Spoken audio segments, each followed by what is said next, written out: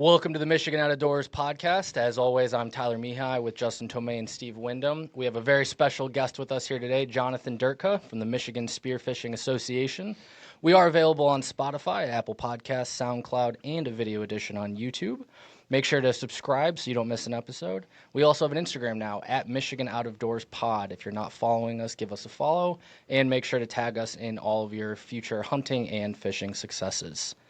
Welcome, everyone. Welcome, Jonathan. Of course, thank you for having me. Great to have you here. The Michigan Outdoors podcast is proud to partner with OnX Hunt. Join the millions of hunters who trust OnX Hunt to help them fill their freezers. Create hunt strategies for your property with custom waypoints, view wind forecasts for individual stand sites, integrate with cell cameras, and so much more.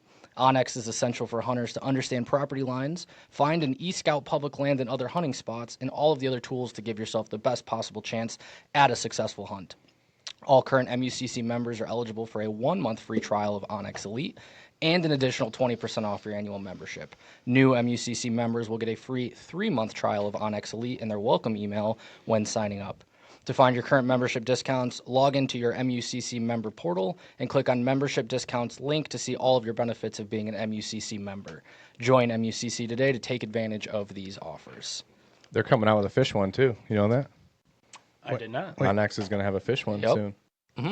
So that's You going know to that? try and I replace didn't know that. Navionics? Yeah. They're. I don't know when that's coming out, but it should be pretty soon. Is it like going to sync with your graph or just phone based? Better question, is it going to be a part of your membership?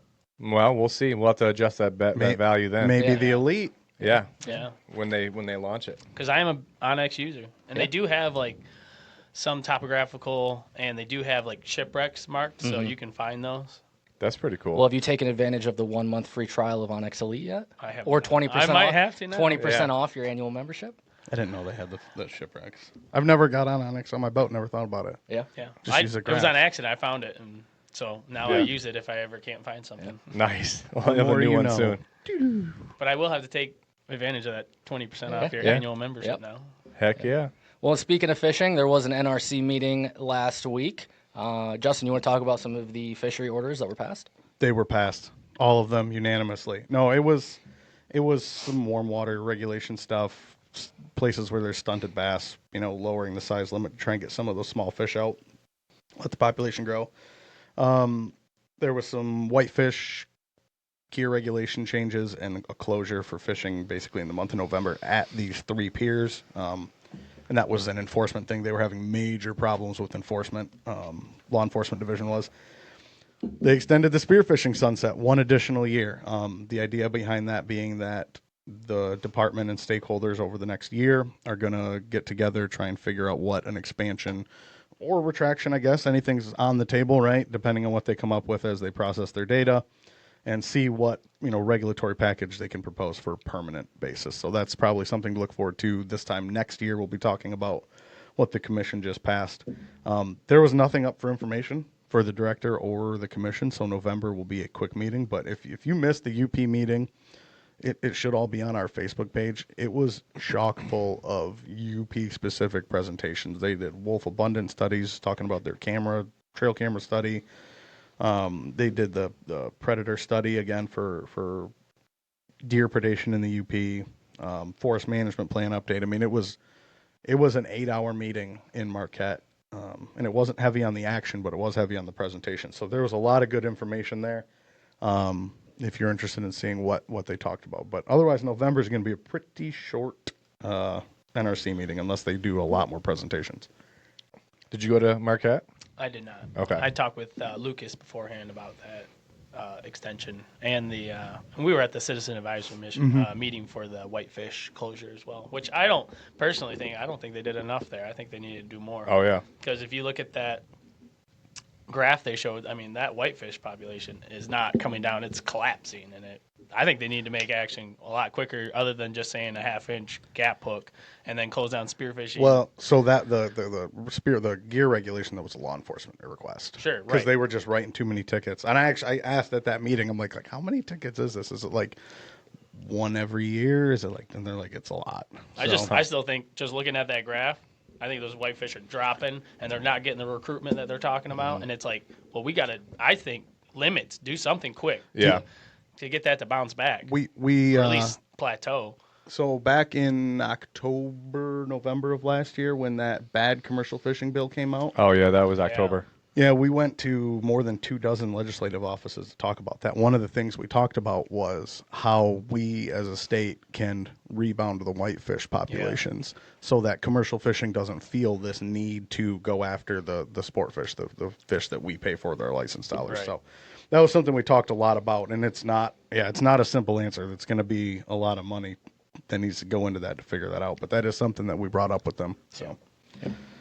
That's why it's my personal opinion. Yeah.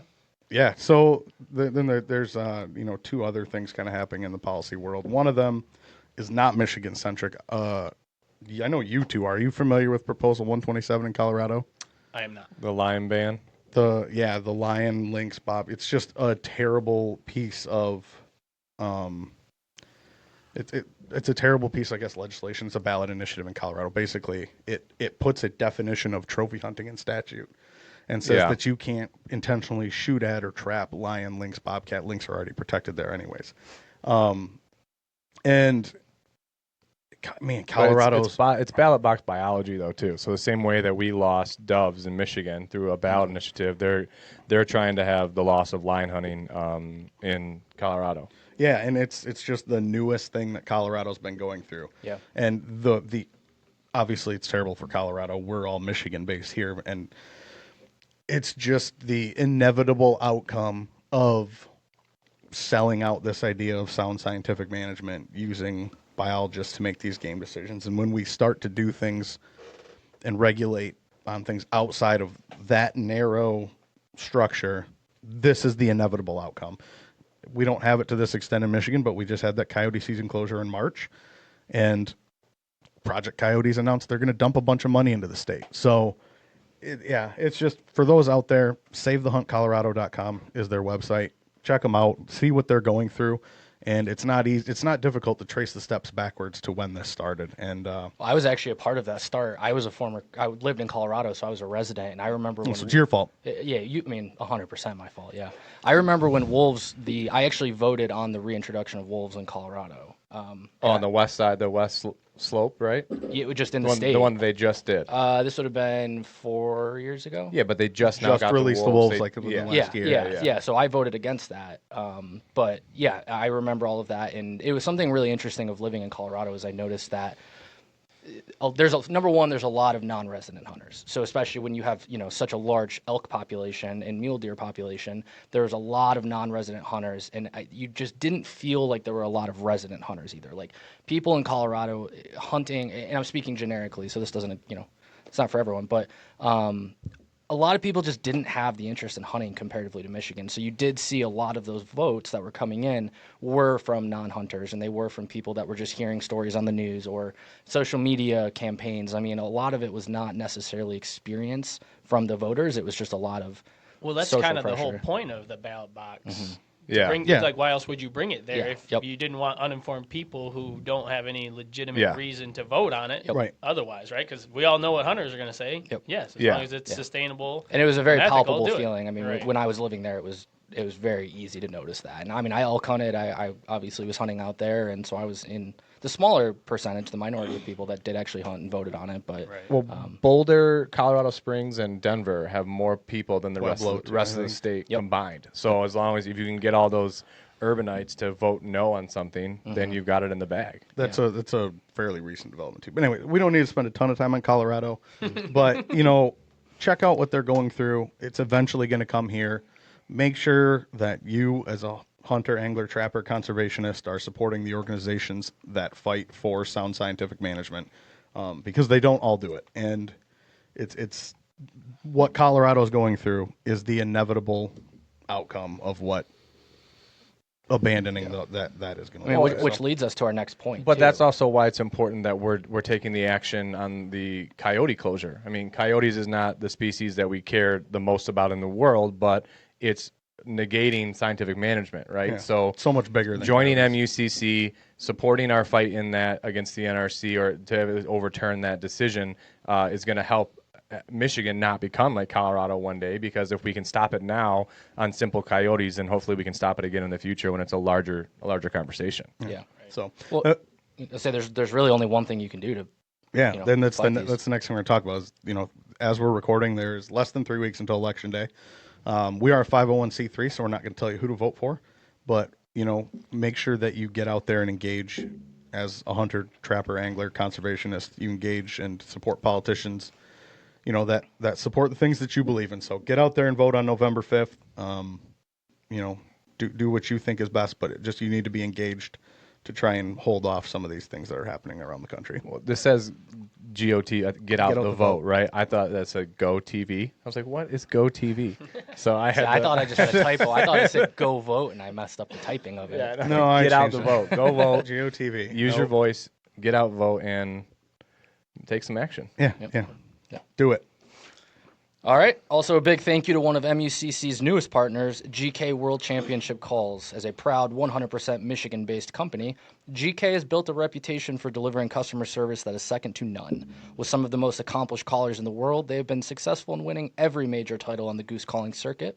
GK is also proud to be a sponsor of numerous hunting organizations all over North America that make it a priority to get the young men and women involved in the great sport of waterfowling.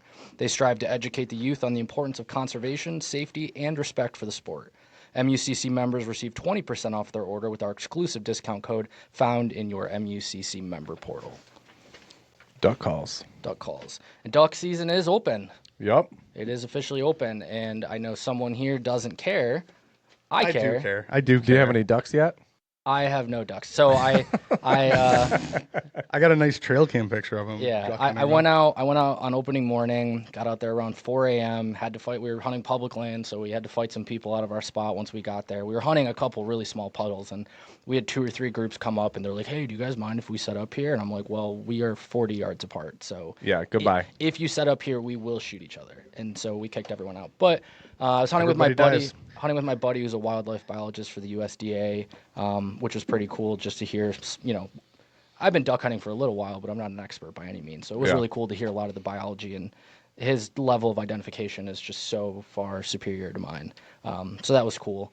But yeah, no ducks. We only saw a handful, but we saw so many flocks of geese that were half a mile in the air, and we did everything we could to bring them in, and they wanted nothing to do with it. It's I been saw too the nice, though, too. biggest It's flock been- of geese I've ever seen in my life last night. Yeah. I do it. When we hunted, when we got out there, it was like 43, 44. It was just, Sunny day, like a beautiful. it ended up being really nice. Yeah, it's got to be so shittier than for ducks to fly. It wasn't a ducky day. So it was fun. Still fun to get out. Had a good time. Always good to get out. But yeah, no ducks yet. We'll be out this weekend, hopefully. Hopefully bag some birds. Not supposed to be bad weather this weekend. No, I know. No, It's supposed to be gonna be- like it's gonna be 75 again gorgeous. by Monday. You can't And shoot them at that's home. why we're going spearfishing on Sunday. I'll be deer hunting, but Yeah. Yeah, I'll be deer hunting or here. so archery is open. Archery's You open. haven't shot any deer with your bow yet? No, everything I've had in range I think has you're- been fawns or bucks I can't shoot, and fawns on properties where they don't want me shooting fawns. So only None of that veal. None of that. Hey man, Venison veal. I'm a meat hunter, so I shoot deer until my freezer's full, No and then I spots. shoot deer to give the Brown meat is away. down. Yep. You got 21 more to go. I Take your got limit. 21 more to go. No, and I think we recorded it on opening day. No, Day before. It would have been because it was Yeah. Tuesday was opening. I did have a cool experience. I took my daughter out on opening day that evening, and first of all, we get to the blind. We're there for 20 minutes. She's like, I gotta go potty. Get her out of the blind. Deal with that. And then Kids. we're sitting there. She's like, I'm cold, so we're putting on another shirt. And I just hear shh, shh. It's blowing. And I look out the back window, and there's a doe and a fawn like 15 yards behind the blind. It's on the neighbor's property, so I couldn't have shot them anyways. They're just blowing at us. I'm like, well, Mia, we got busted. We got to be a little quieter. And then we're sitting there, and she's bored. It's like 7:30, 25 You don't minutes. bring any coloring books or books or anything? I used to bring her tablet. I forgot. She's also That's not she's what I fi- said. I said a book. No, I was literally thinking, get that screen out of her face. Yeah. I've taken her tablet. We've taken books. And it she's doesn't- 5. She's also 5. Yeah, she's 5. It doesn't matter. There's It lots of doesn't. coloring books. She no, because she. Yeah, you guys could share them. it's less the movement, and she would still be like, "Dad, isn't this a pretty picture?" Yeah, she Dad. hold it up in the window. Yeah.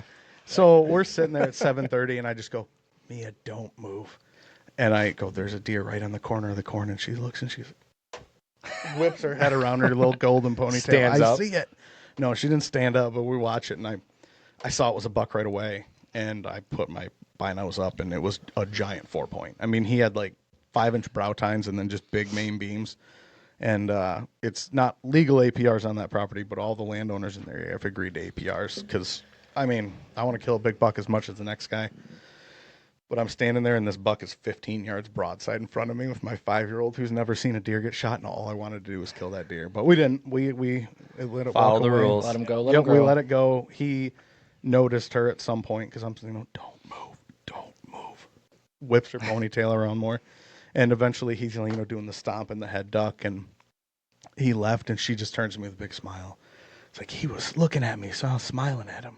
So just show those big teeth. Yeah. Yeah, So and let him see your eyes. So he walked off. He didn't really spook, and he's still around.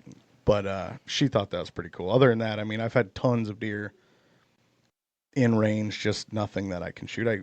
I got to full draw on a group of does one day, but there were 7 more of them than I thought that just came shooting out of the woods in front of me, and they all just took turns spooking each other out of range. So I've been No seeing fun. a lot of deer. It is a dramatic increase from last year, where I did not see very many deer, but I'm seeing them this year, so that's nice.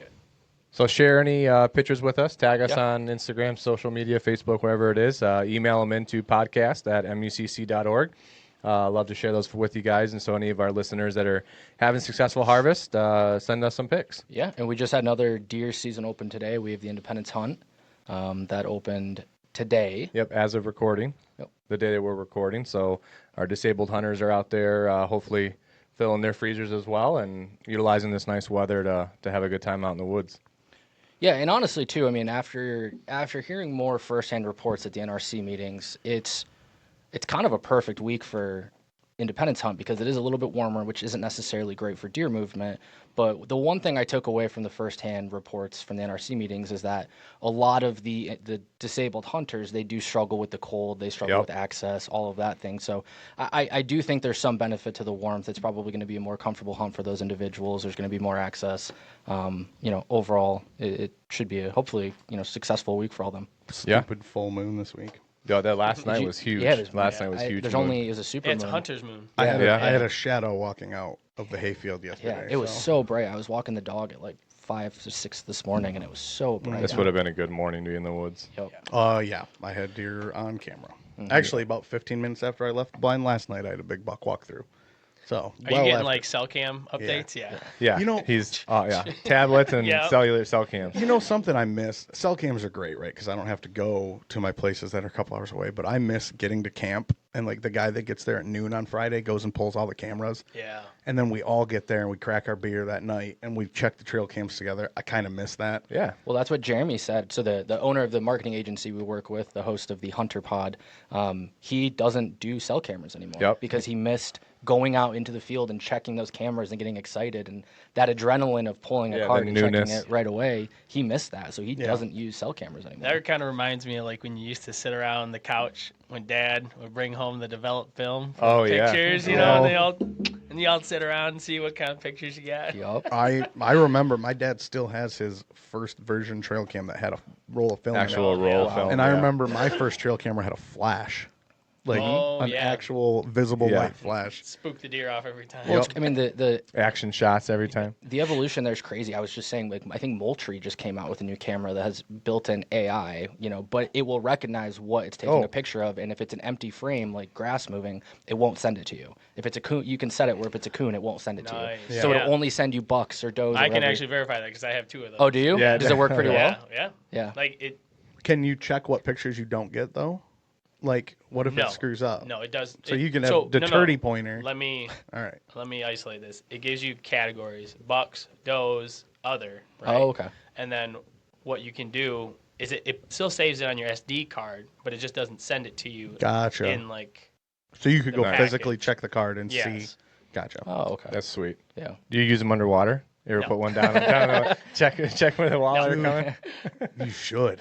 Yeah, that's the next trail camera. Spearfishing Not cams. interested. No. Oh, so NOAA is actually they have I believe, some kind of public meeting to talk about their new buoys. Mhm. Their Radio telemetry. yeah, whatever they the weather buoys they have out there. Okay. That, Yeah. wind speeds and waves and all that, and they're talking about that. And I'm going to go to that and say, hey, can we get some kind of turbidity indicator or a live feed so that you can See the clarity. see? Yeah. Exactly, because Yeah, that's yeah. huge.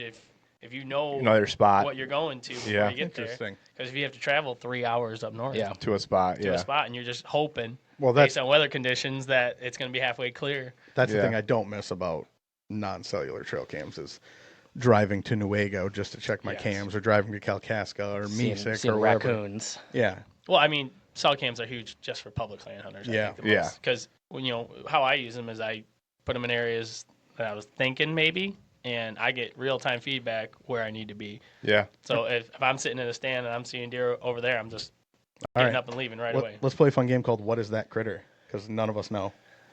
Coyote? It's a wolf. Second wolf in the lower. The second wolf in the lower. It's as much as zoomed in as you can It's a get. lion. It's a shadow.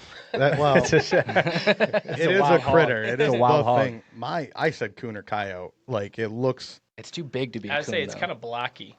Can we can we post this on the YouTube video and let people comment of what they think it is? Yeah. You're gonna give us a photo release to I think what utilize. you're as going long to as there's get. I no- think what you're going to get is a lot of hocus pocus. Yeah. So it's a black shadow.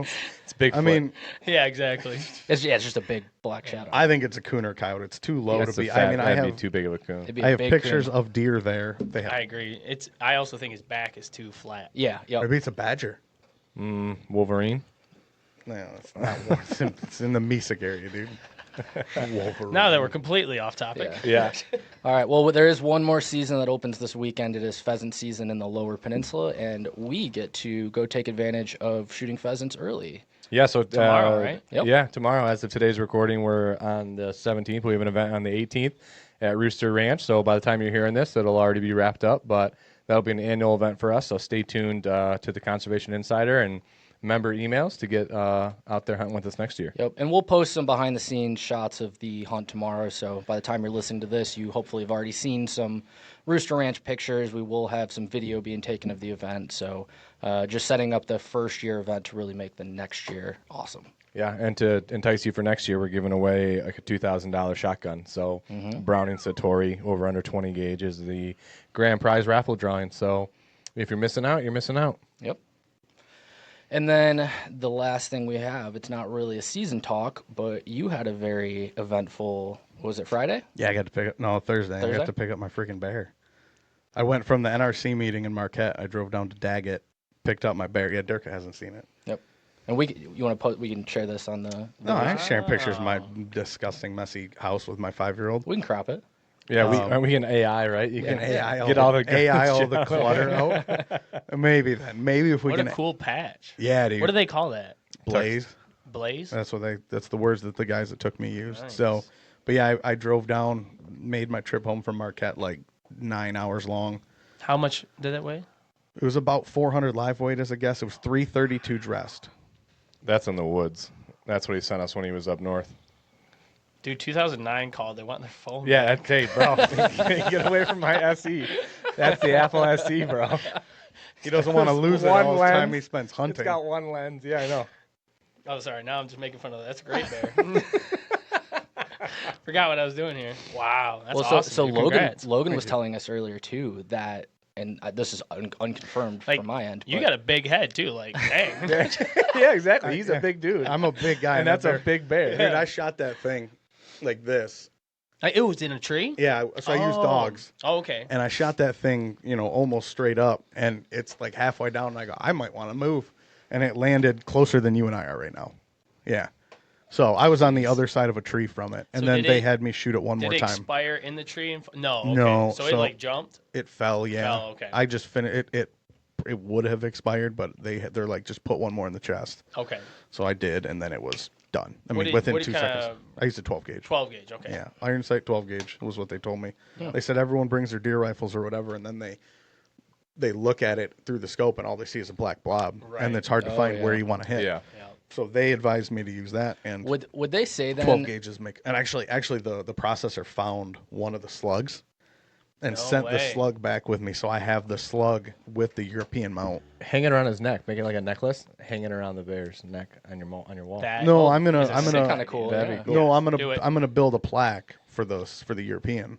Okay. And put the slug like into because it's just a 1-inch thing. So I'll just router out a little thing, set the slug in there. Nice. Yeah, so that's the plan. So, anyways, my bear's home. It's pretty cool. It takes up my whole living room.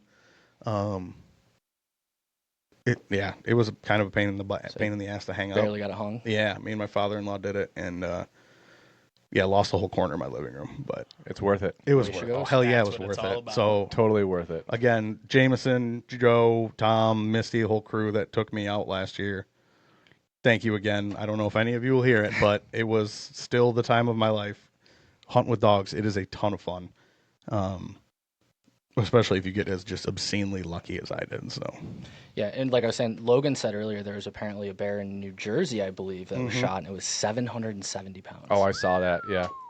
that I can't even. Did you fathom see the that. one that got hit up near Alpena on it was the like road? 482 or something. Yeah, the big blockhead one. They hit with his truck. Yeah, what the truck look like?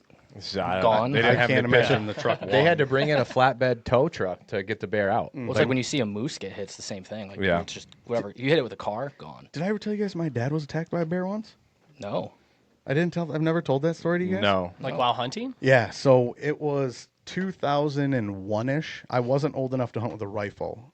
So, because back then you had to be 12 to hunt with a bow, 14 with a rifle. And I was going to go hunting with him. And because I was so young, so my dad's left-handed, I'm right-handed. So we put 2 tree stands facing each other, like 8 yards away. And I didn't go hunting with him that night because I had homework or something dumb. So he goes out Stupid hunting. school. Yeah, stupid school. Listen, they learned me good, and I didn't need no school. You got some book learning. Go hunting. So he goes out hunting, and he said he's sitting there, and this big old sow comes walking down the trail right behind him. Walks right up to his tree, looks up at him, starts climbing the tree. And he's climbing the tree. It's getting up to him, and it's starting to paw at him. Oh man. And he stood up to jump, and he's on like hanging on trees and like 25 feet in the air. But he's like, I got to get away from this bear. And he had one of them big buck 119s. The knife? Yeah, those Yeah. big Yeah. like 6-inch Yep. knives with the black handle, and it got caught on his tree stand. So he unbuckled it, took it, and threw it at the bear. And you can see the cut across the nose of the bear in the pictures. And the bear jumped down, started circling his tree.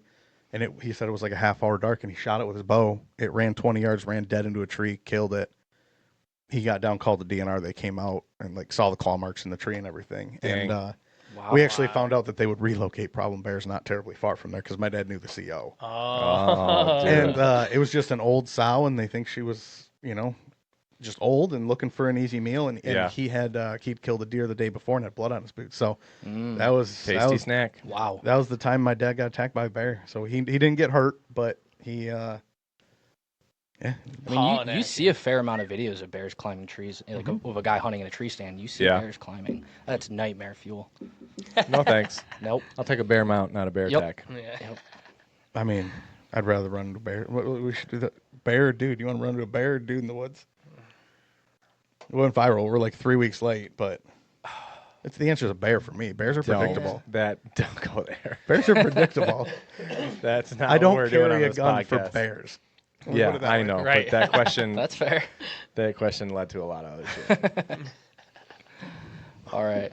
Well, we want to get into some spearfishing. Yeah, let's do it. So I know it's boring. Let's move on. Yeah, it's boring. It seems exciting. So, Super easy from what Yeah. I hear. Yes. So it can- Durtka, tell us a little bit about yourself, kind of where you came from, how you got into it all, just maybe your outdoor history, and then we'll jump into the whole process and how Michigan expanded this opportunity and where you've taken it in the last couple of years. Sure.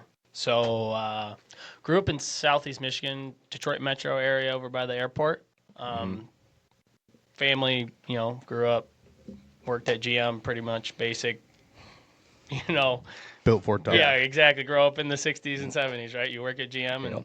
And so Grandpa and everybody got me into hunting and fishing. And throughout my upbringing, I was always involved in water. I was a swimmer and a lifeguard for, my teens and early 20s. And so kind of from there, I've always been in the water, and fishing had been a huge part of my life. Yeah. Growing up, pond hopping and everything. So let's see, I tried underwater spearfishing for the first time in 2018 Okay, where at? in Muskegon. My brother went out. So the Michigan Spearfishing Association hosted a tournament, and it was in Traverse Bay.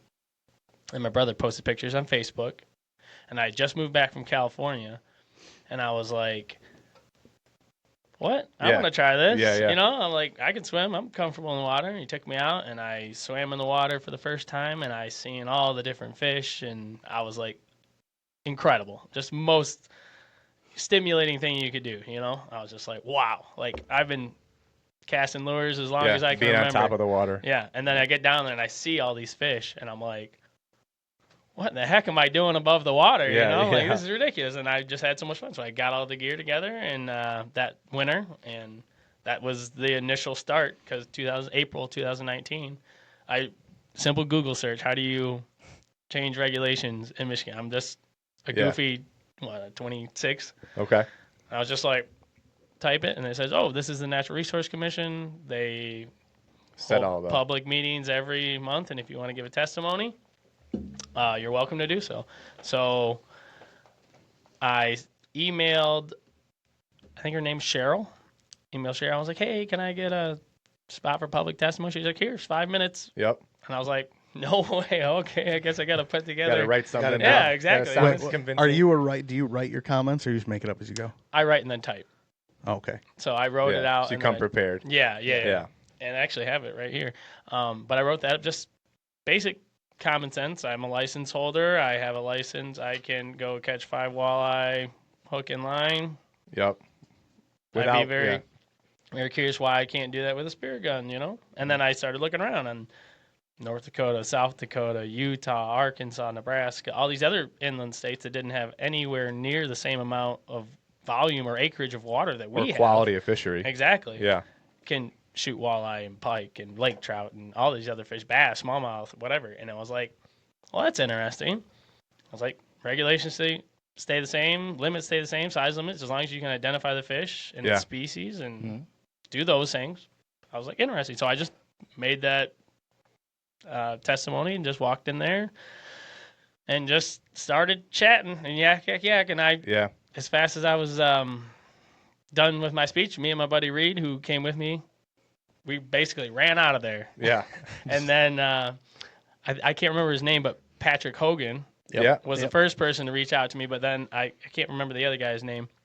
He come waving his hands out. He's like, hey, stop. And he's like, here's my card. I'm with MUCC. Okay. Was it Ian? I want to say it was Randy. No, I can't really remember. Did he have a man bun? I might have his card right here. I'm not entirely sure. No, he was a little bit older gentleman. So Randy, Randy works for the department, but I don't know who it would be. I don't know any Randy.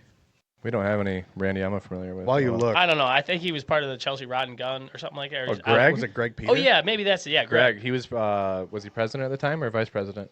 Vice president. You've been vice he was president back then? Yeah. when I So started. that's who it was. And then Commissioner Walters called me, and then it was all this whole thing. I was like, holy crap, okay. Yeah. So I was like, all right, whatever. And that's when Commissioner Walters was like, here's Chief Dexter's number. This is his secretary. This is how you get in touch with him. Yeah. And then I think they kind of reached out to the fisheries division and said, hey, talk to this guy. We're interested in expanding this. Do you know how lucky you are? That was literally all. I just said, hey, can we shoot pike, walleye, and lake trout on the Great Lakes? Yeah. That's all. Pretty much all I asked for. I was like, just. So many people get involved in politics like this. I say politics; it's not political, but Policy. That's policy, advocacy, and they run into roadblocks. Mm-hmm. The system isn't always meant to be changed, and you just come in and here you go, red carpet. Well, So it's interesting because I've seen a lot more of the people wanting to do something, and they just hit a stone wall. Whether it's Right. due to lack of interest or lack of ability to actually change anything. I mean, there was a guy at the NRC in Marquette. We don't have a position on this, but he wants to gig frogs with artificial light, which is illegal in this state. So he came to the NRC and he did that, and I did the same thing that Greg did, and I went up to him. I said, we're a member organization. Here's our card. So Right. I don't know if he'll get a hold of me, but yeah, it's just interesting that the doors just kind of swung open. Well, it's the right time, I guess. Exactly. And one of the things is, if you look at other Is that states, the initial order? yeah, this is my initial testimony. Nice. This is what I said in 2019 to, get the reaction, I guess I did. But one of the things that Michigan didn't have are basically any safety regulations. We had zero. Like, you could place a diver down flag anywhere you wanted. You could go next to boats, boat docks, marinas, boater access. If your diver down flag was there, you owned it. Yeah. Like, you owned it. And I was like, well, that's not very smart. Mostly It's Wild West. You They're not. you could spearfish in swimming areas. Yeah. Like beaches. Yep. If you wanted to. Got your flag up. Yeah, it didn't matter. So I was like, establish regulations to avoid boater spearfishing conflicts, regulation to avoid spearo angler conflicts. So you can't go next to, say, like I said, boat docks and those kind of guys things. jigging on a boat, you can't just Exactly. Yeah. And then I was like, establish equipment regulations, and then essentially scuba diving, get rid of the no artificial, air. Yep. exactly, You kind of keep came it with fair chase. answers to all the questions you knew you'd I be said, asked. let's establish regulations, because I was like, right now, you can go at night, you can do spearfishing with scuba equipment, you can do whatever you want. And I was like, in exchange for that, open up walleye, lake trout, and pike, because pike already have a spearfishing season in the wintertime where you Right. can get them through the ice. Yep. It's not like we have a shortage of walleye. And then lake trout, we have a naturally reproducing population of lake trout. We have, Well, one of the best walleye fisheries in the world is in the Great Lakes. yeah, it is. So what species could you do before all this kicked off? Was it like trash fish or It was was it? so rough fish, Yeah. bowfin, bullheads, burbot, carp, catfish, drum, gizzard shad, goldfish, grass carp, long-nosed gar, smelt suckers, and whitefish. So prior to all this, you could use scuba to 100%. spear those. Yep. That was Okay. not restricted. That was not prohibited. Are there any other states that do allow scuba? Yes, I believe most of them still allow. Wisconsin just this year made a move to restrict scuba gear. Okay. So, and that's While spearfishing. yes, Yeah, while yeah. underwater spearfishing, and that in part kind of comes in on the back of now if we see a person with a spear gun who has scuba equipment on, we know they're breaking the law. Yep. Versus like if we just said, oh well, you can still use scuba equipment for the rough fish. Yeah. Now they have to come in and inspect your fish, and oh well, I didn't have my scuba gear on when I shot those walleye earlier. Yep. Those Yep. kind of things. Enforcement issues. Exactly. basically, So yeah. it really Yeah. just kind of cut and dry. And what does it do? It really restricts the people that are allowed to do it to their own physical ability. So that's really going to cap off who's going to be allowed to do it. It's not like anybody can just hop in with I don't have to learn any of the equalization or any of the real skills to get in the water. And that's, I think it's going to limit a lot of people to get in the water, because a big question is how many people are really going to do this? Yeah.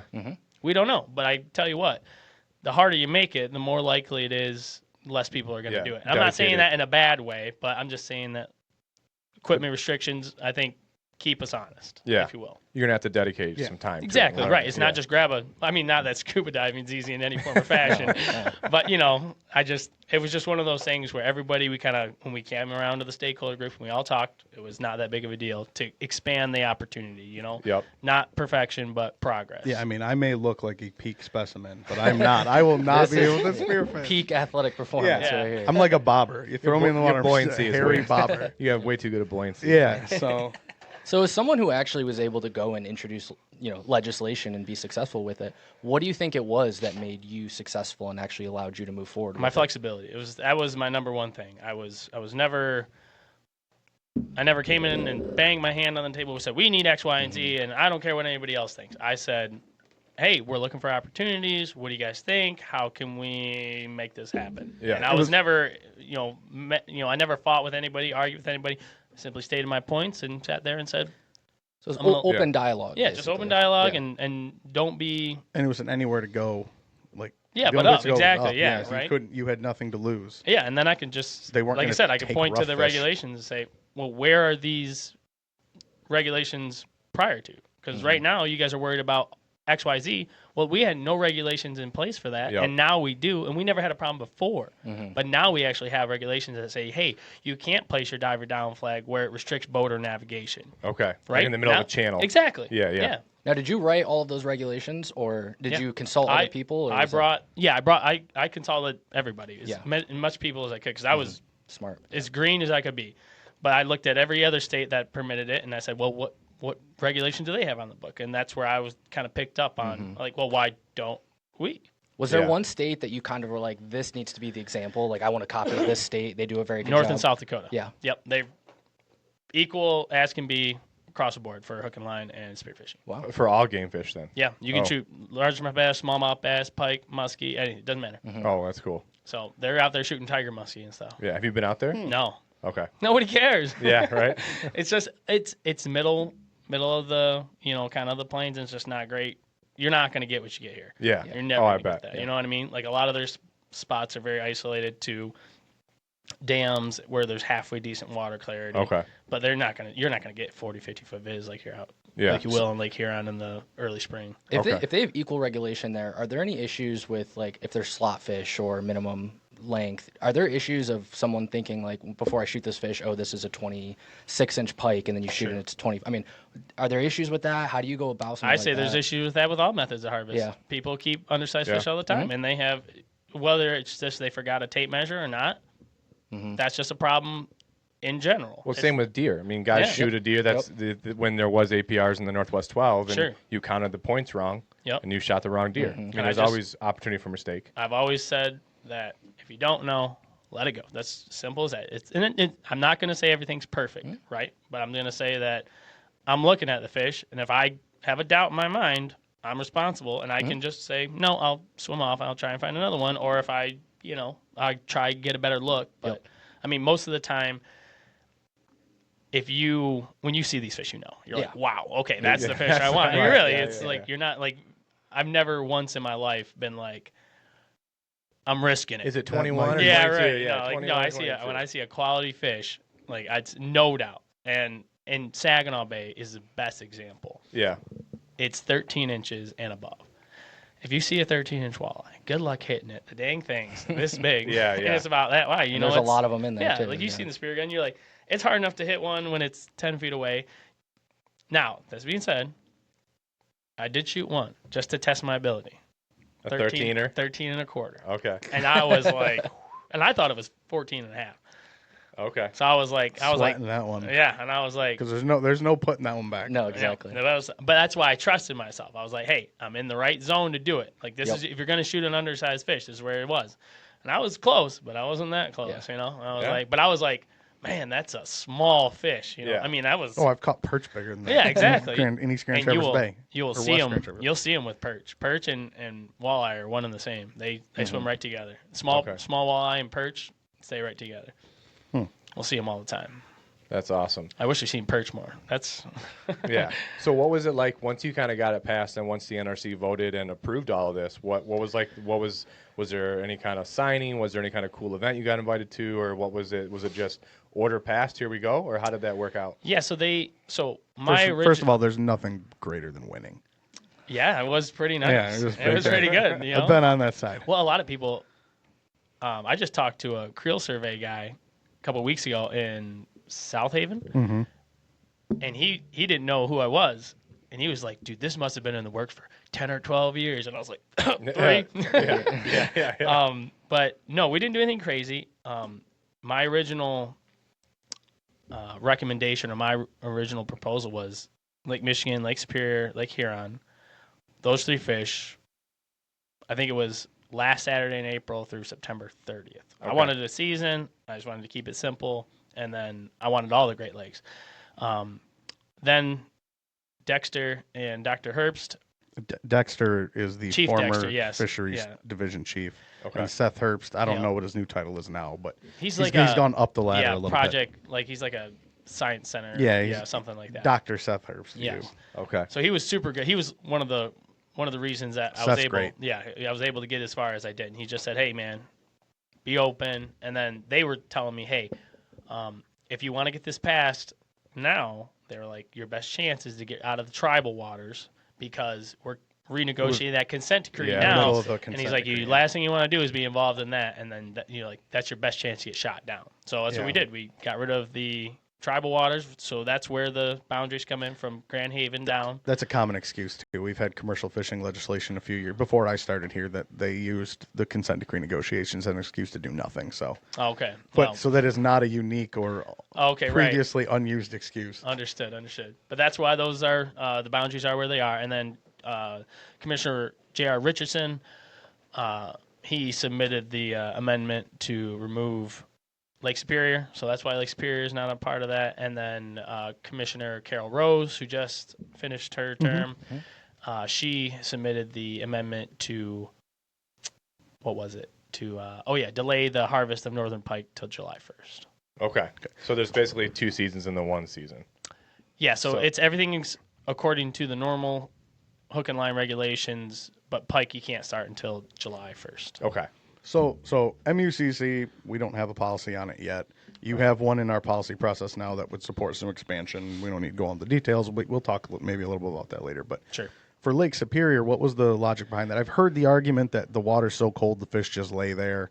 I mean, I'm just curious what The what Upper was the Peninsula argument? Sportsman Alliance groups, the Eastern, Western, the UPACs, whatever they call them, they hate the idea of underwater spearfishing, and they see it as I don't know if they just don't understand how few people do this or whatever, but it seemed like they thought there was going to be 10,000 people coming over the hill with automatic spear guns and 30-round magazines who didn't have any regard for fishing regulations or anything like that. It's all the same regulation. It's all the same size and bag limit. So if it's 1 over 35 and 2 under, whatever it is, it's all the same. There's no difference there. So I can't really imagine where their thought process is on that. Like I said, I get it. If it's new and you've never seen it before and you know things because you live up there.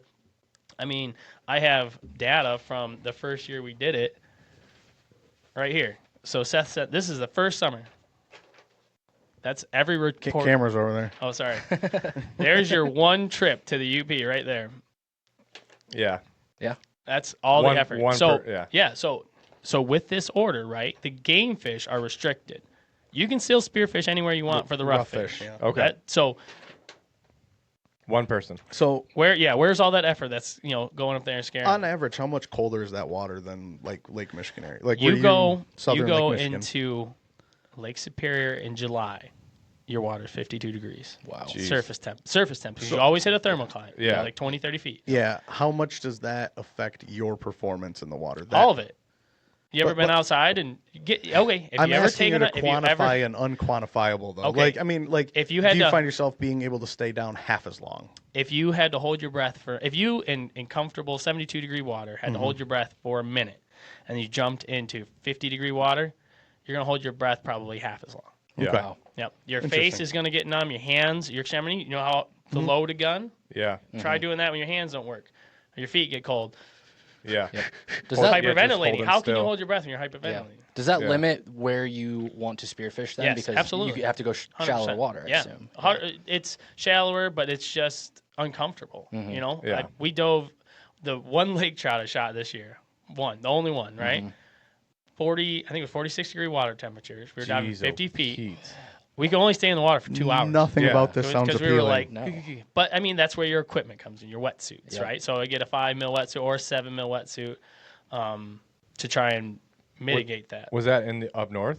Yeah, that was Thunder Bay Island. Okay. Yep. So the furthest most point where we're allowed to target lake trout in the game fish is basically the most northern tip of Thunder Bay Island, south to the Fort Gratiot Lighthouse. So that's our zone. So everywhere in between there. So it's funny looking because when you go up to Alpena, it says, hey, the southernmost pier where the Thunder Bay River enters Thunder Bay. Yeah. Well, east isn't exactly straight off. It actually goes. It feels more north. But you look and you're like, and then you drop your latitude and you look out and it's basically the tip. If you stay at the tip of Thunder Bay and below it, you're fine. You're Okay. good to go. And someone, when I posted it in one of the Great Lakes salmon fishing groups, instantly got a call from the COs, and he was like, "Okay, where'd you get that fish?" But of course, Oh, man. I'm up on my reporting and everything, so he Yeah. knows everything Right. as Yep. soon as he's like, I no doubt that you're all good. And so Nice. I he's like, give me a call if you ever have any questions or clarifications. So I was like, all right, let's go. So what did you do to celebrate that first fish you got when it kind of opened up and you went for that first dive and that first weekend of spearfishing? How'd that go? It felt illegal. Did it? It felt criminal. I was like, oh my, is this legal? I was.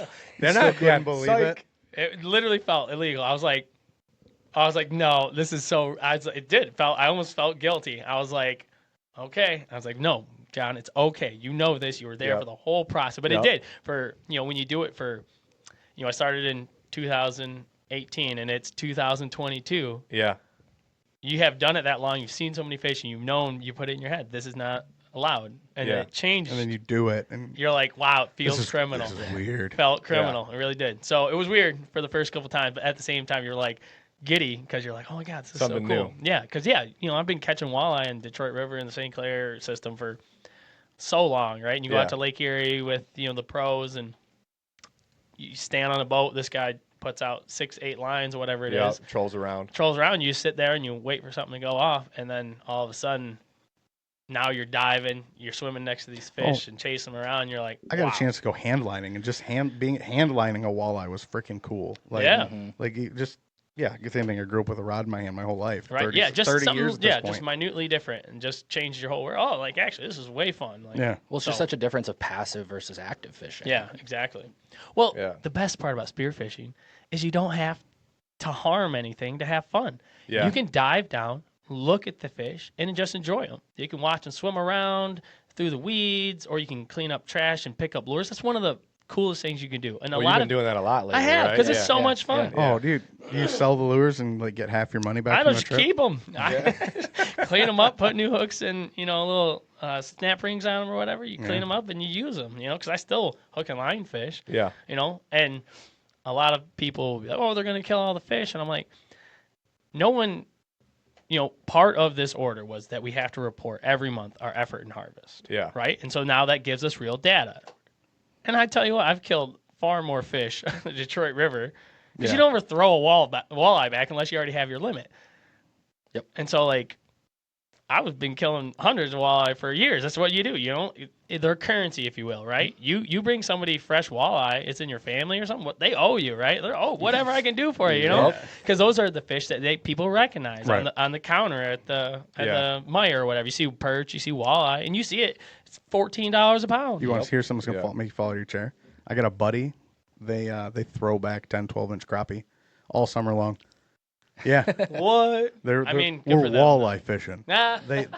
They catch them on crawler harnesses fishing for walleye. Yep. And they throw back the crappie and then the smallmouth. Smallmouth makes a little more sense, but yeah.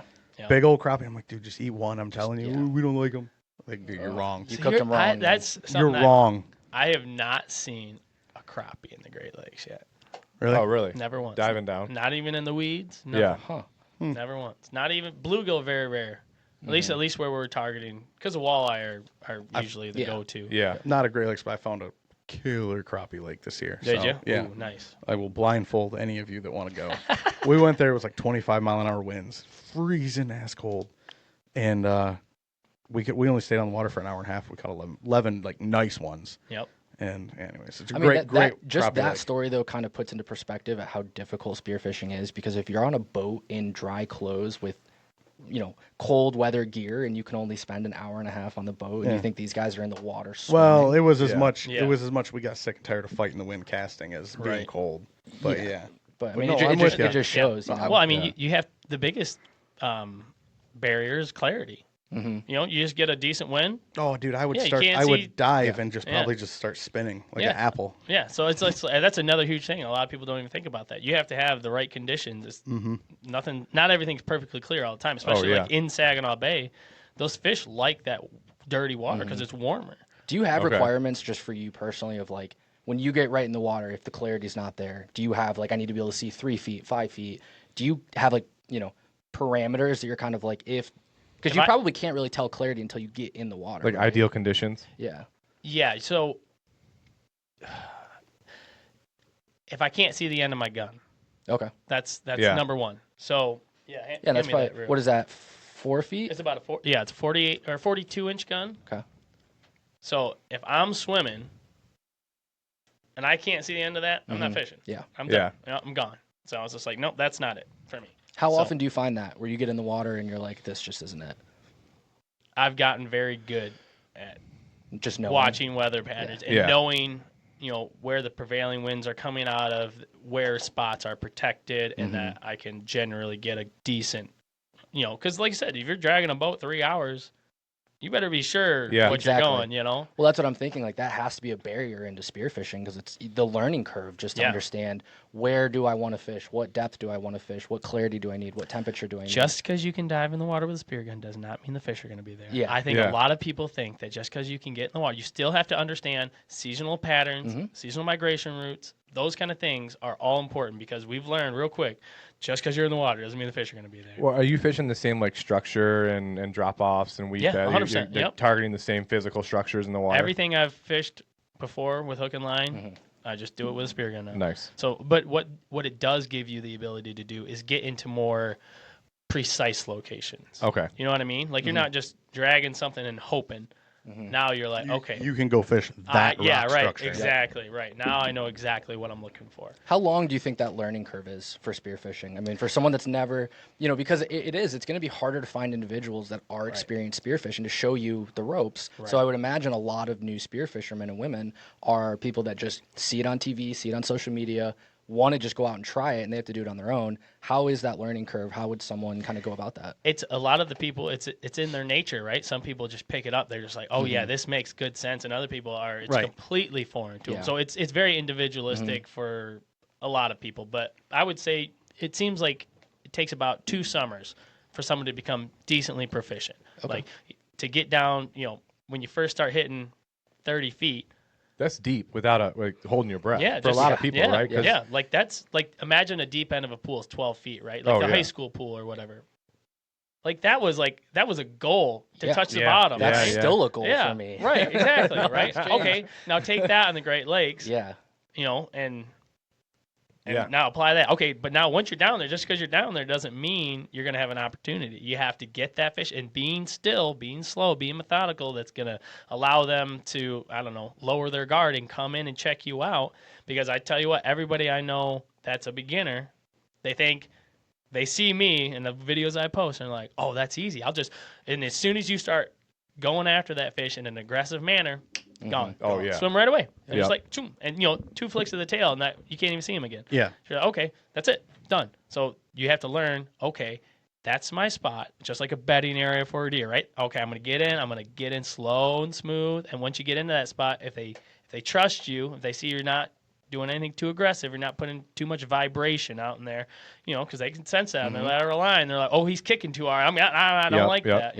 It's not like a blade on a spinner bait. Yeah. So you just moving slow, use your hands, just like you would on a bait, just kind of get So them you out do there. attract You them, do like jazz you're like, fingers? Oh, absolutely. do you Jazz like fingers. scratch rocks and I stuff call like it. that? I haven't found that to work that great, Okay. but I call it the spirit fingers. Yep. Yeah. Yep. Just give them that, and they'll come right into it. I've had nice. one.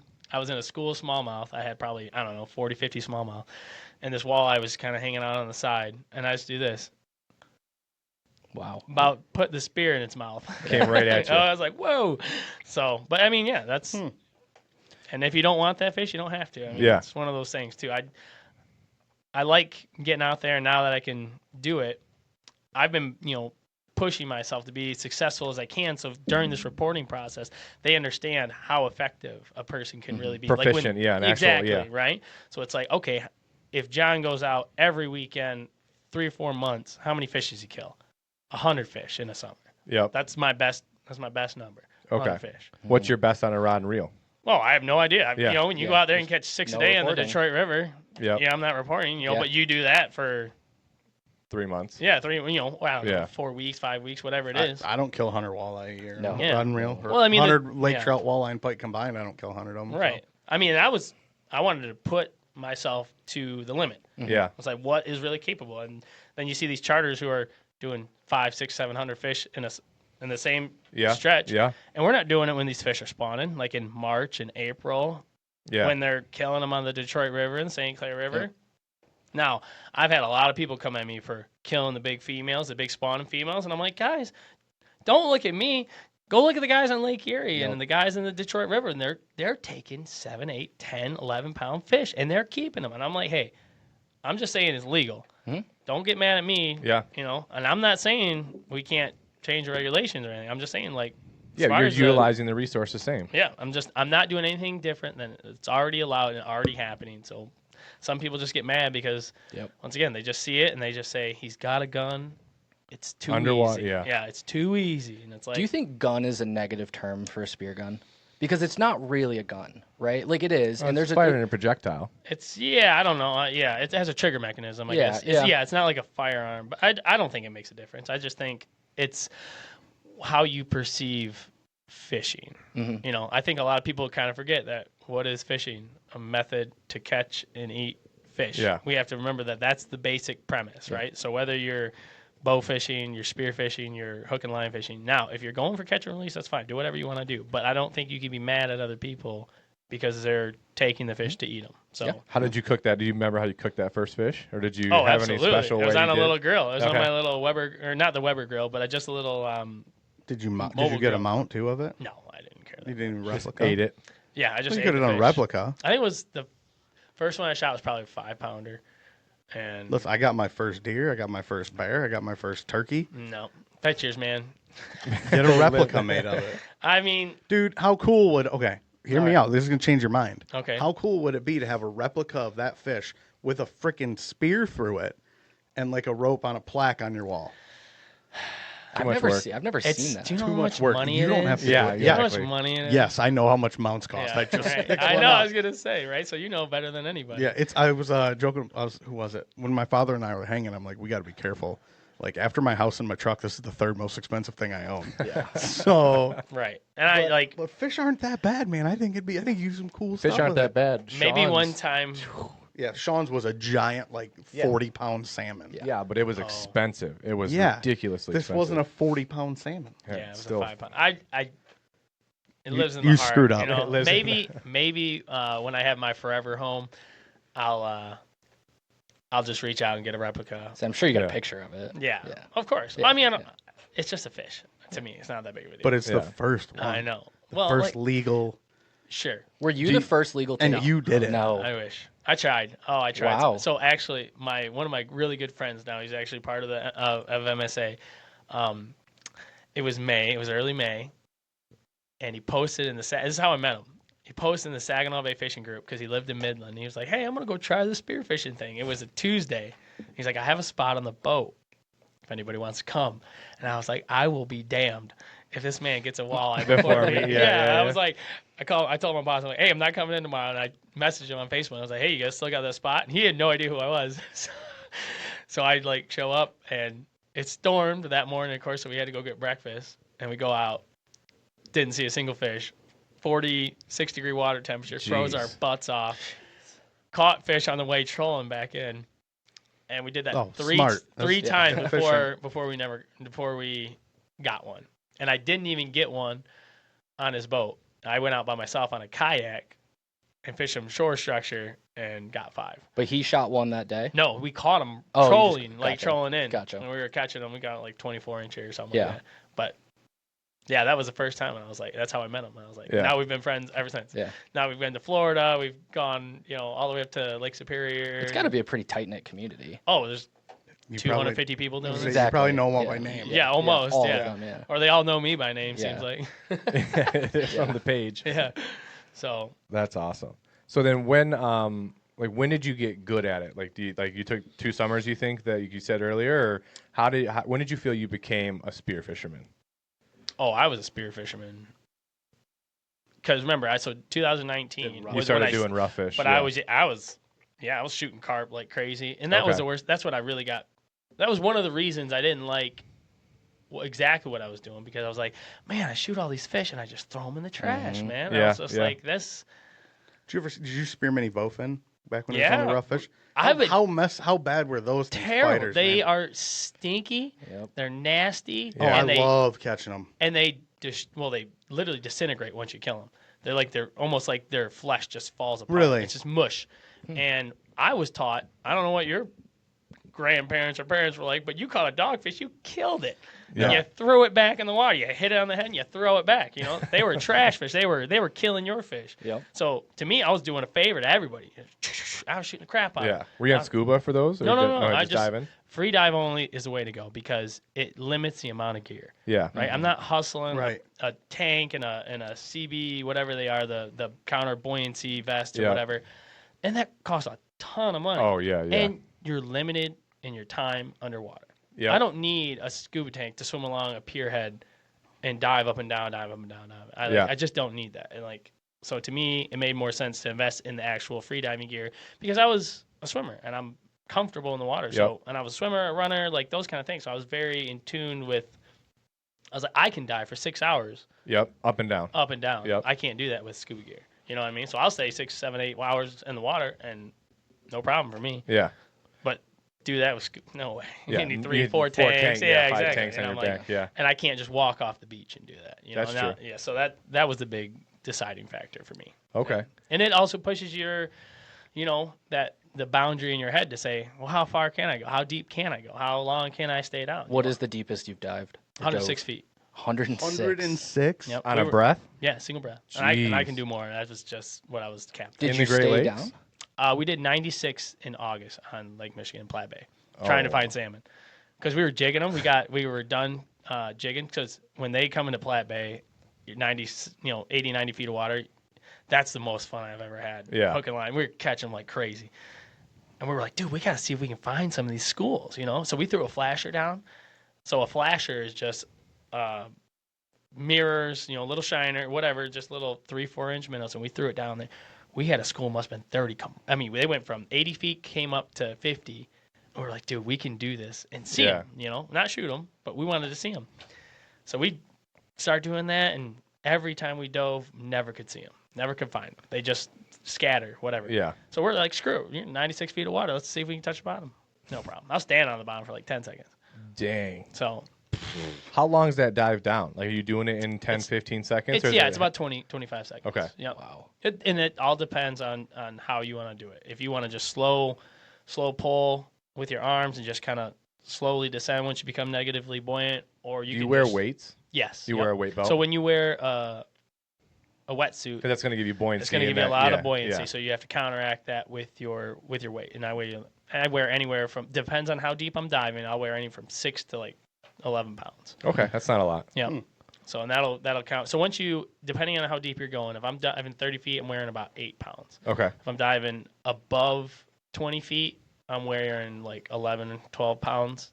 So if I'm hunting a weed bed, Is in that 15 sticking feet, you to the bottom? Exactly. It's going to Okay. allow me to be neutrally buoyant. But once you start going past 30, I only need 6 pounds Yeah. because at that point, then I'm You're kicking the whole yeah. way down. Well, no, I'm getting pulled. Okay. So I don't want to go too fast. I don't want an extra 6 Yep. pounds on me to Yep. pull me down too fast because once you turn around, you got to go back What are up. the forces that pull you down?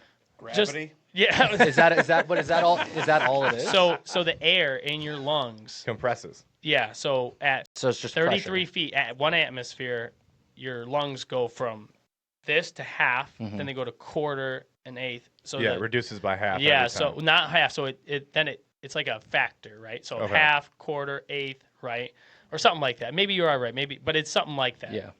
And when that happens, that is one of the big things is your buoyancy. It's just as that goes down, you start becoming negatively buoyant because the air is mostly what keeps you buoyant, right? And as it's condensed or compressed, Yep. it's got Then you less. lose that buoyancy or that Yep. ability. So once you get down, that's outside of your wetsuit. That's it. So Yeah. that's where you have to focus on. Okay, how deep am I going, and do I need how much weight do I need so that I'm not killing myself getting up to the top because I want Yeah. to conserve as much oxygen as I have. And the thing with free diving is what we say is enjoy the ride because when you hit that last 30 feet, you become positively buoyant. Yeah. And that's where you have to, because right now your lungs are screaming. The carbon monoxide buildup is building up. And you're contracting. You're saying breathe. So you're like, okay, this is where I want to relax. I want to use as little effort as I can, and enjoy that ride up. So I'm not burning up the rest of my Yeah. oxygen. What's your longest time down? Like how Just long? about 2 minutes, 30 seconds. Okay, something so it's like not that. long at all. So when I'm diving, so I can hold my breath about 4 minutes in a static. Okay. And then when I'm hunting, I've been down for about 2 minutes. So It's basically, too- some Navy SEAL could go in there and just start wrecking stuff. Those guys have air. Those guys breathe air. They don't 5 hold their minutes breath. underwater. Sure. I mean, that's. I tell you what. I think the most untapped potential is swimmers Yeah. because they have great lung capacity. These guys are literally Oh, practicing. Michael Phelps spearfishing. Yeah. Your average, Wow. your average Olympic swimmer can hold a breath for a minute. We need to write that into the ranks that he can't do it. Yeah. Hey, Is that something you practice though? Is breath Yeah, holding? Like 100%. throughout the year, you're Yeah. always kind of training yourself. there's different breathing exercises Okay. and whatever, and I think a lot of it has to do with my previous lifeguarding experience where Yeah. I was doing underwater Comfortability. underwater rescues, and I was a swimmer, so you're used to holding your breath Yeah. underwater. You're having your face in the water, so I was used to that kind of Do carbon people monoxide buildup. do people have to get over that mental block Oh, of like I am absolutely. gonna die under here versus Yep. like this is unnatural for me Yeah. to be dying? Is that something You you know what I see? mean? Yeah, that's the biggest problem with a lot of people. As they Yeah. get in the water, you put a mask on, you can't breathe through your nose. You know how unnatural that is for so many people. They can't breathe through their nose. Instantly freak out. Instantly they rip that mask off, throw it off, and they're like, "Oh my god, Yeah. well, what was that?" And I'm like, "Well, you got to breathe through your snorkel." Mouth breather time. Yep. Mouth breathe, and then Steve's been practicing the whole I episode. mouth breathe every day. I think I'm about to offer him my inhaler. yeah. Yep. Have you done any warm Darth water Vader over here. diving? Because, like, I mean, where I was introduced was honestly Meat Eater. Like, watching Kimmy Sure. in Hawaii. I believe it's Hawaii. That's where I was introduced, and it looks, I don't want to use the word more enjoyable, but it might be just because it's warmer. It's Looks way more comfortable. dangerous. Forget enjoyable. Those currents and rocks and stuff that eats you. Yep. I've done Florida.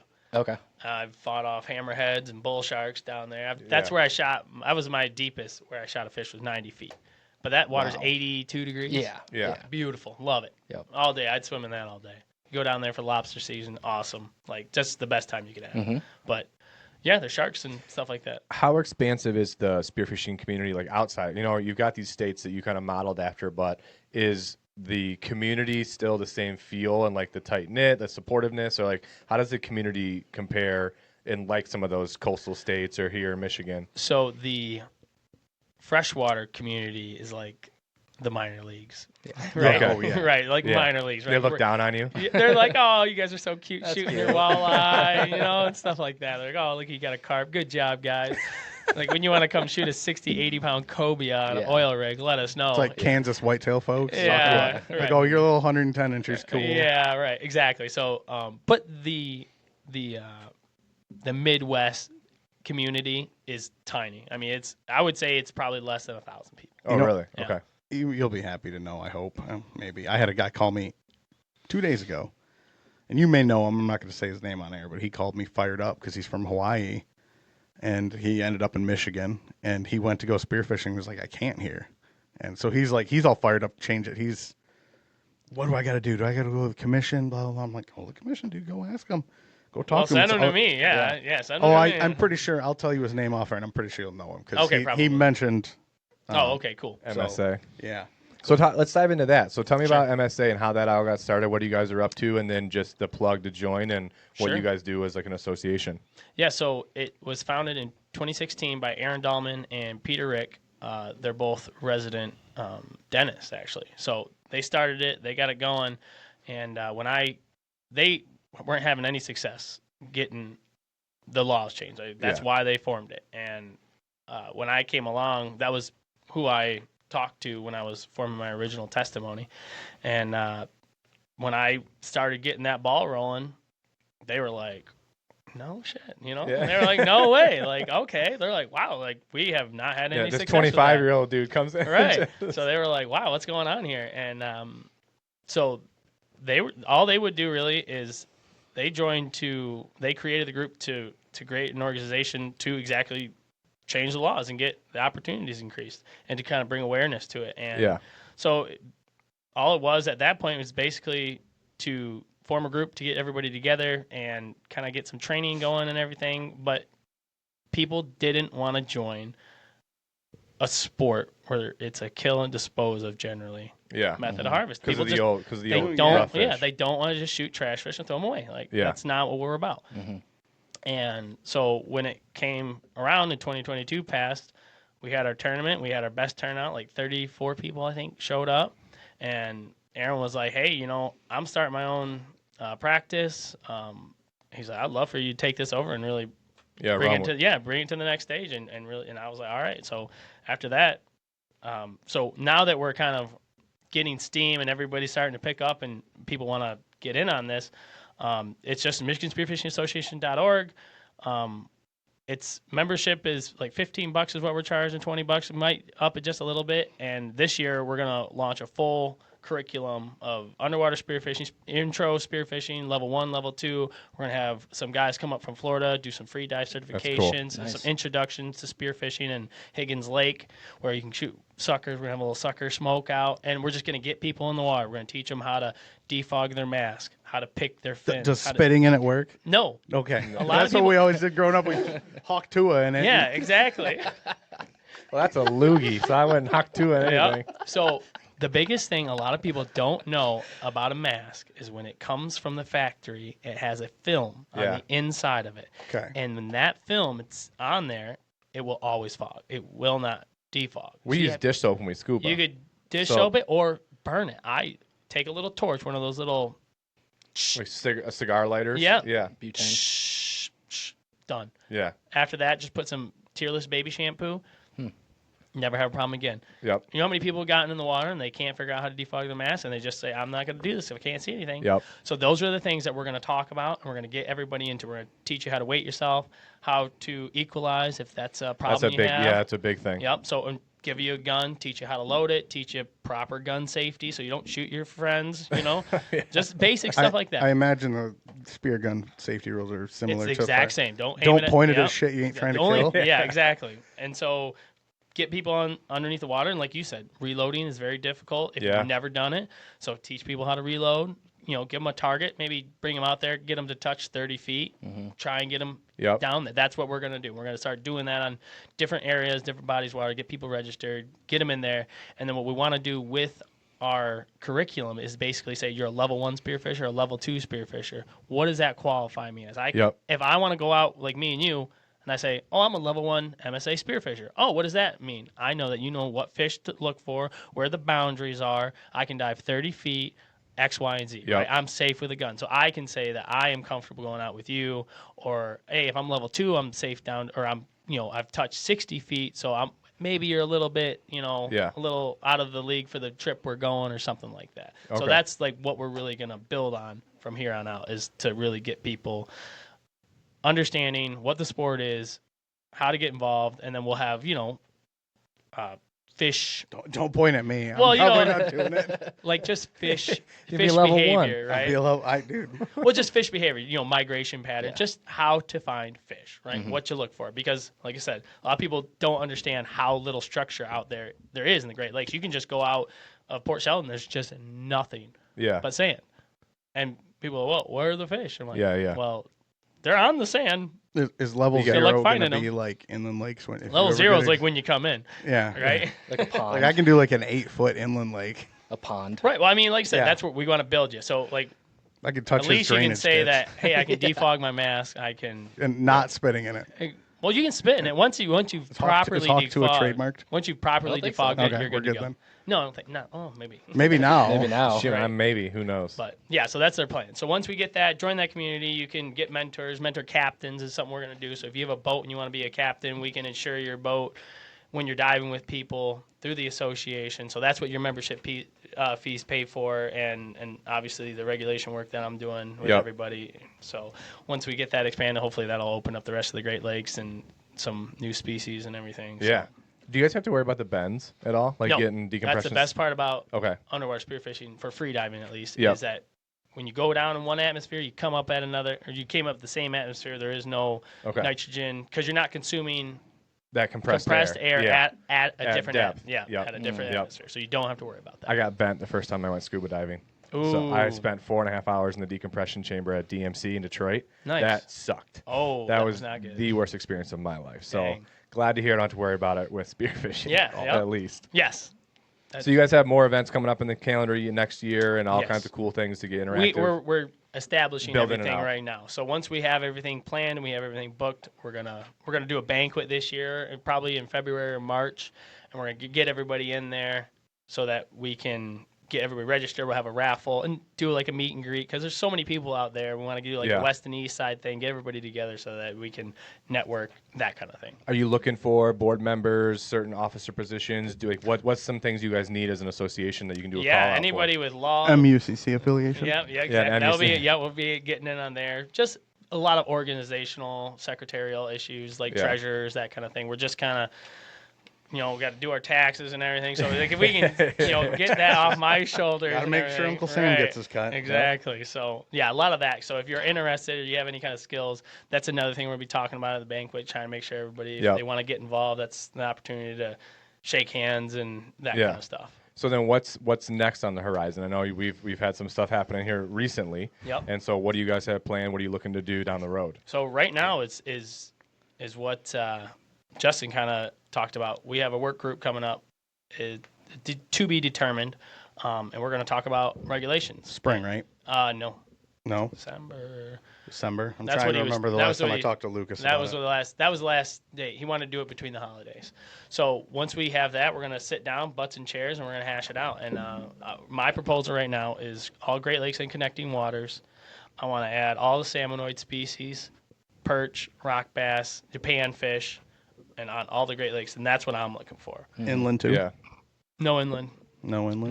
Not in the moment. And I'm not sure that we're going to get any support from that. So I'm going to stick to the Great Lakes right now, and that's where my baby's going to be. You miss 100% of the shots you don't take. I agree, but we've got very little support. Like that was one of the things they really care about is like, hey, how are we going to keep this on the Great Lakes only? Yeah. And then how are we going to keep, say bow fishing from trying to claim the same status or something like that. So those are some of the hurdles we're going to have to come to. And And in March, you're going to be at our convention. yes, sir. Trying to sell it to our membership. Exactly. So that one way or another, I might get to take a position on it. in, Exactly. March. Hey, at that point, then it's out of my hands, right? Then it's everybody talking about it. Yeah. So, Yeah. It'll I'm be a not- lot bigger. Yeah, so I'm not going to be against. I'm open for anything really. And one of the other things I'm going to, try and implement is a half limit is what I'm going to call it. Okay, so that was my next question about Yeah. like limit bag, Yeah. any proposal of changes to those. I think where it'll meet ahead is where we say, hey, instead of 5, Give me 3. it'll be half, right? So it'll be 2.5. Well, wherever you hit a non-whole number, you round up to the next whole number. So if Yep. it's 2.5, you round to 3, right? So if you're in Saginaw Bay and it's 8 walleye, you get 4. And if we add salmon, what this does, out of, I think it's 153, order 153 for the salmon regulations, you can't have more than 3 of any one species, right? So Atlantics and so on. Well, I've looked at salmon, and they are very hard to identify, right? Especially if you're underwater and they swim very fast. So I think one of the things that will kind of settle that, well, how do they know what they're shooting, right, or whatever? So just cap it at 3, and that kind of gets rid of that. And then what else does that do? Well, that gets anywhere, say, where you're competing with peer anglers, it's going to de-incentivize you to go with a spear gun because you're not going to be able to keep as many, right? Because 100%, this is a more effective tool in the right hands, right? Like if I jump in the water, those fish are right at my fingertips. I can get them, right? I trust that in myself. Most people probably not, right? But what does that do? It de-incentivizes you to go into the water to shoot more fish than the people on the pier, right? If I can shoot equal amounts, Yeah. a little bit different, right? But I think that'll bridge the gap where they say, well, they can get less than you. They can't have the same amount. And I think that'll really crush. Appease I think all the- appease, but I think it answers Yeah. a lot of those questions of concern. And I think where you say, hey, yeah, sure, I can get the same fish, but I can't get as many. Yeah. And if you're worried about certain species, like whether it's brown trout, for example, Yeah. well, I can only get 3, and that's my maximum. And I can only get 3 of any species, right? So it doesn't Okay. matter if it's kings, cohos, Atlantics, browns, Lakers, whatever, right? 3, cap it. Okay. That's where I think I'm going to stand on business here. I'm going to say, hey, I think this will be – because I want something that's permanent. I want something that's long-lasting. I don't want to have to fight every year or two. Every 3, 4 Yeah, years. exactly. Keep the sunset exactly. going. I think if we just we humble ourselves, we keep an open mind and say, hey, I think this is how we make an order that works for, generally speaking, everybody. Yep. Obviously, you're not going to be able to make everybody happy, especially those UP guys. They really seem to dislike this. But so I think that'll, I've heard people talk about, how fish are vulnerable in the weeds, and weeds have always been a spot for fish to be caught, and I'm just like, well, lower the limit a little bit, expand our opportunities, and I think, here's the most impressive part, right?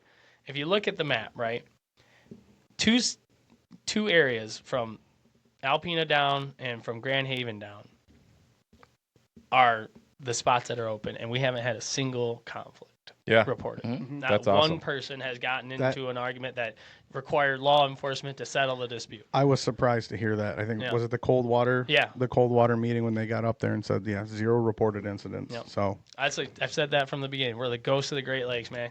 We just like a fart in the wind. Yeah, we just go in the water, we do our thing, we come right back out. And I just, like, Grand Haven, like, how, South Lake, that's a great, lake trout salmon fishery. Yeah. People go out there, and that's where they're doing it. And who's out there fighting? Yeah. Nobody.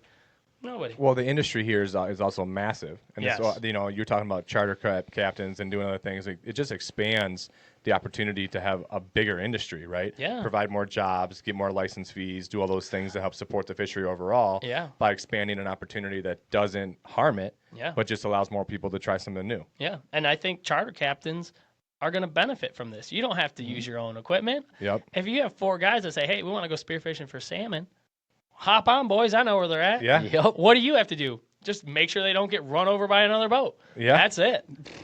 That's not too hard. I mean, now they got an easy life. They're like, hell yeah, boys, go for it. Yep. Throw them in the water. Say they're right here. I'll throw down some flashers for you. Oh, hop in. We'll chase them over. Whatever. Who knows the lake better than the charter anglers do? Yeah. Right? Charge the same price and just say, here you go, boys. You got to bring your own equipment. Yep. That's all you got to do. Done. Seems like a simple solution. I just think it's a great opportunity because this will make Michigan unique, very unique. If that were to come to pass, that would make Michigan one of the very few states that have a salmon run that allow it. Okay. Outside of like Alaska and the South Dakotas where they plant them and they run up those rivers, Yeah. Michigan is the only one That would have it if that it would went have through. it. Well, Okay. Michigan right now is, we're setting the pace. I don't know. There's, like I said, 7, 8 other states that have this, and nobody cares. Mm-hmm. And all of a sudden, this past Michigan, everybody's like, "Whoa, what's going on over there?" And Yeah. Well, we have 7 other states and a whole nother country that border the Great Lakes system, and nobody else permits this. Well, and you've picked up some press from doing this too, right? Oh I mean, yeah, you've had- absolutely.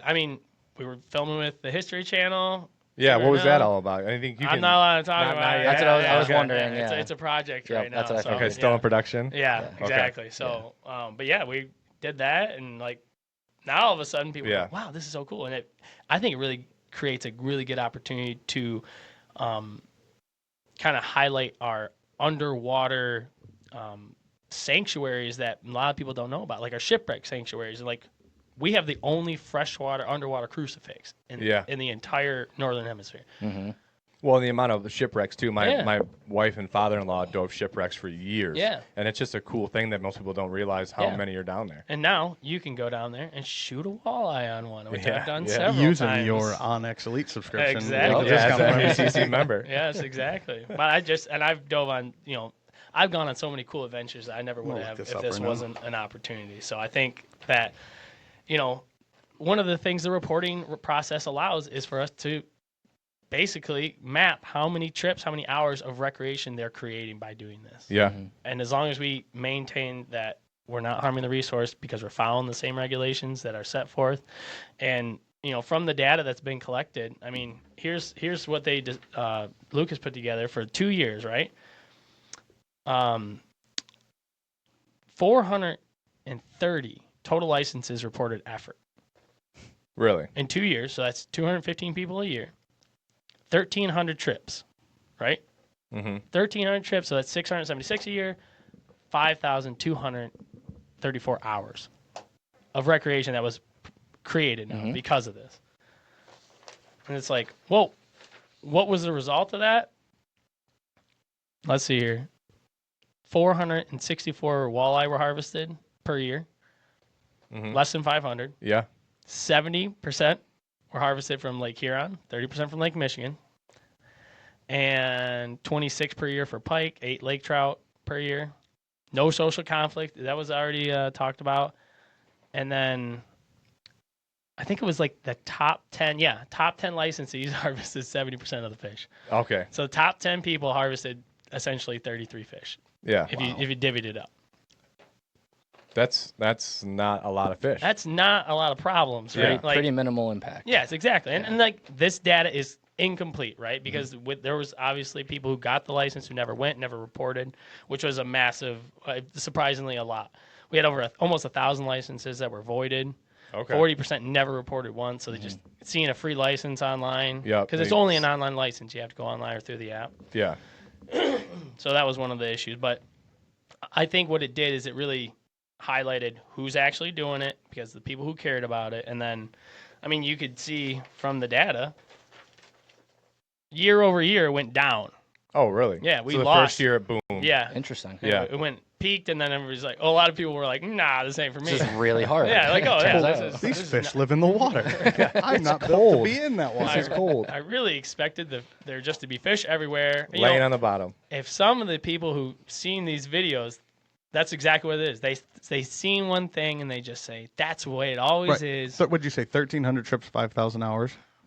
13, it- yeah, ish? 5,000, yeah, approximately. Yeah, that sounds right. So yeah, you're seeing a 30-second clip and not the 4 hours associated with it to Well, get like- that one right, clip. Yeah. exactly. And even the video you showed earlier, I mean, the videos you see, it's so some of them are super clear. You're at the bottom, that's all you see, but you don't see the time it takes to go down and the time it takes to come up. When you and go everything hunting, between. right? What do you show on your videos? Oh, look at all these deer. The shot. Yeah, exactly. All the Yeah. exciting stuff. You see from when the deer shows up to when Exactly. it lays. You very rarely show. Nobody watches the videos where you post and you don't see anything. I could have hours and hours and hours. Like in that video, you didn't see the 6 dives before that where I didn't see anything. Exactly. Yeah. Right? And like, oh, I just found that spot where they were isolated on, and then, okay, so I got my strategy together, stayed down there, and I got a fish. Great. So it's like awesome. But What's the age? Like, have you seen younger people getting into it, Yes. or like have you seen a lot of high school kids, college Oh, wow. kids. The young men are very excited.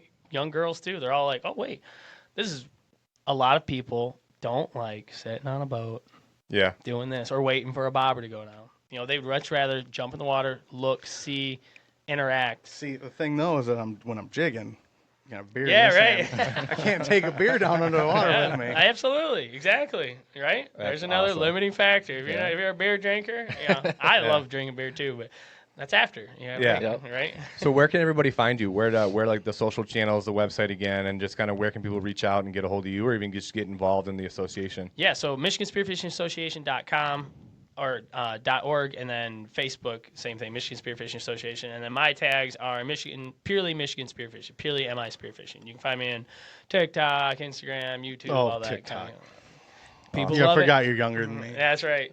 you just do that, and then and on our website you can find our sponsors for like fish stick spear guns here, or hammerhead spear guns, or any of the equipment that you might need is on that website, and you can kind of shop around if you need anything too. So I always just like everybody says, support the people who support us. So Yeah. if you need gear, buy it from the people who send us sponsors for our tournaments and things like that. That helps out a lot. Yeah. Awesome, man. Well, we appreciate you coming on. Look forward to getting an update from you after you have the meeting, and then we'll see you at convention in March Absolutely. as well. Yep. And I will be at those meetings too. So All right. Yeah. Perfect. Yeah. I think that's the plan. so check it out and go diving. Absolutely. Get outdoors. Yep. Love That's it. right. Do you guys want to talk about all the different kinds of spears? Sure. Just Yeah. so you Yeah. maybe plug it in there? Sure. So here are the different types of spears. So in the regulations, That's a 2x4 with a 1022 exactly, trigger. that's exactly what it is. So in the regulations, it says rubber propelled spears, right? So this is what it's talking about. So there's different styles. So Give me this is the- your spear gun. And when it comes to spear guns, I always recommend, you can get single, double, triple bands. I always recommend a double. Just because if one of these bands breaks, see this band, one of mine broke, Yeah. and this is an old band, obviously, it's musty. When they break, you have a second one. Yep. So that doesn't ruin your trip. You bend a spear shaft, your day's over. You break, these. If you have one of these and it breaks, your day's over. And this is simple. You load this onto the spear, onto these shark fins. Once it's on there, your trigger holds the tension. You're good to go. Then you aim and shoot. Just simple as that. The other ones, let's just like this one. This is a pull spear. What kind of scope you put on these? No scopes, right? So pole spears are handheld. This one has a slip tip. This is a Headhunter Predator roller pole spear. Slip tip comes off. Once that goes through the fish, it toggles. Fish runs around like this. Can't get away. That's how that works, and those are phenomenal. I love those. But this is how it's propelled. Here's the rubber propulsion right here. So you grab it, and you hand load it just like that. And then you have to let that go. You have to get that close to the fish, and then let it go. Not supposed to flag people. just flag Fair me. point. Fair point. My fault. It had no tip, but it definitely would have hurt. And then Right in the forehead. It would have been pretty funny. Right. Like, part of me wanted to see it happen. Part of me wanted you Yep. to put a spear through the ceiling. And then this is the Sea Archer. This is what they call a Hawaiian sling spear. So this one you actually have to literally Like a pull bow. it back like a bow. And this is probably the least effective of them all, but it's probably the most fun Yeah. because in order to get a fish like this, you have to do everything right. You know, that fish has to really be curious. So A flashlight. these are the different different styles of spear. So if you're a beginner and Usually start with the hand. I start with the spear gun. I recommend the spear gun first. It's going to Okay. be point, pull the trigger, right? Yep. Pretty simple. This one, you're always under tension before you shoot. So you have to actually hold it. And then this one, you have to actually draw and release. So I would say beginner, intermediate, expert, kind of. Yeah. So if you're a beginner, look for that one. They range anywhere, like I said, from 150 to, you can get much them as you wanna yeah, spend. exactly. Yeah. Right? Just like any bow. But this pole spears can same thing. This one's like $400, but it's carbon fiber. It's it's stainless steel, some of the best, and the slip tip is super good. And then the Sea Archer I think is like I said, kind of varies anything. But if you're looking to step up from a spear gun, I think the pole spear is a good second step. Or if you're feeling really frisky and you like archery, the Sea Archer is another good one too. So or That's the sweet. Hawaiian sling style spear. So those are the different options I guess you have as far as And you guys have all this Equipment laid out on the website too, right? So all these different types. we will Okay. later this winter. That's Okay. one thing we're gonna kind of update is a lot of the equipment and just options that are out there Cool. for different levels and skill levels diver, or budgets. Yeah. You can buy carbon fiber fins for $600-$700. Yeah. So or you could buy a pair of scuba fins from Meyer. Yep. You can go as cheap as you want, but wetsuits are probably going to be your next best investment outside of like your spear gun because we were talking 46 degrees is about, very Yeah, exactly. yeah. So when even in 58, 65, 70 degree water, if you don't have decent thermal protection because you lose body heat 25% a lot faster, times faster in the Yep. water. So if you go in with your shorts and whatever, you probably last maybe an hour and a half, even in warm water, 70 degree Yep. water. But getting something in the 3 to 5 mil will get you pretty comfortable, and then socks and gloves to kind of take Nice. the edge off your extremities. And But, a hood for 46. yes, you need a hood in 5 Yeah. mil and Yep. Vaseline on your face to keep the water from Yeah. because 45, 46 degree water temperature, you will not be able to speak clearly. You sound like you're drunk. You start mumbling. Yeah. You can't because your lips Yeah. won't move all the way. Oh, jeez. I believe it. That's Yeah. awesome. So so those are so I think that covers most of your equipment, right? I think so. Cool, man. Well, yeah, again, we appreciate it. And so check out Michigan Spearfishing Association.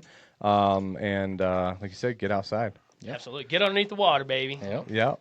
All right. The Michigan Outdoors podcast is proud to partner with Domain Outdoor. Domain hand selects the highest quality seeds and ingredients, so you can be confident when you choose Domain, you're choosing legendary products, performance, and customer support. I personally use Comeback Kid in my food plot, which is a cold season perennial and annual mix.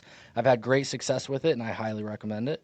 MUCC members get an exclusive discount at domainoutdoor.com with promo code MUCC10 for 10% off their order. Again, that's MUCC10 for 10% off your order.